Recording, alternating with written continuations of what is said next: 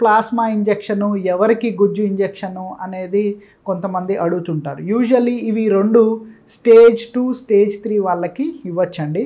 Plasma injection అనేది usually 3 డోసెస్లో ఇస్తేనే దాని ఎఫెక్ట్ బెనిఫిషియల్గా ఉంటుంది.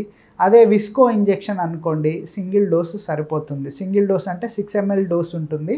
అందులో కూడా రకాలు వచ్చాయి, 2 ml ఎవ్రీ వీక్ అని. బట్ గ్రాస్గా విభజిస్తే సింగిల్ డోసు ఒకటి తీసుకుంటే సరిపోతుంది. అప్పుడు మళ్ళీ డెప్త్కి వెళ్ళి సార్ మాకు ఏది బెటరు, ప్లాస్మా బెటరా గుజ్జు బెటరా అనేది వేటికి కూడా సరైన ఎవిడెన్స్ లేదు. కొంతమందికి ఒకటే డోసు కావాలి అనుకున్న వాళ్ళకి మనము విస్కో ఇంజెక్షన్ ఇస్తుంటాము.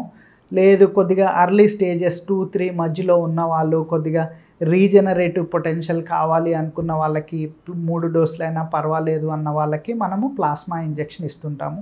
ఏది తీసుకున్నా కూడా ఈ 2 ఇంజెక్షన్స్ వల్ల పెద్దగా నష్టాలు అయితే ఏమీ లేవండి. So usually 6 months to 6 years depends on the knee joint వాళ్ళకి ఇచ్చిన తర్వాత అది పనిచేస్తుంది.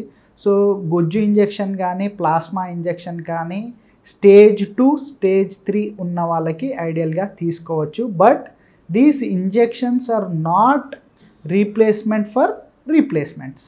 సో నాకు ఆపరేషన్ లేకుండా ఇంజెక్షన్తో తగ్గిపోతుంది అని అంటే అది అవాస్తవము, దాన్ని వినకండి. These injections are only temporary basis, దానివల్ల నష్టం లేదు కాబట్టి you can try it out.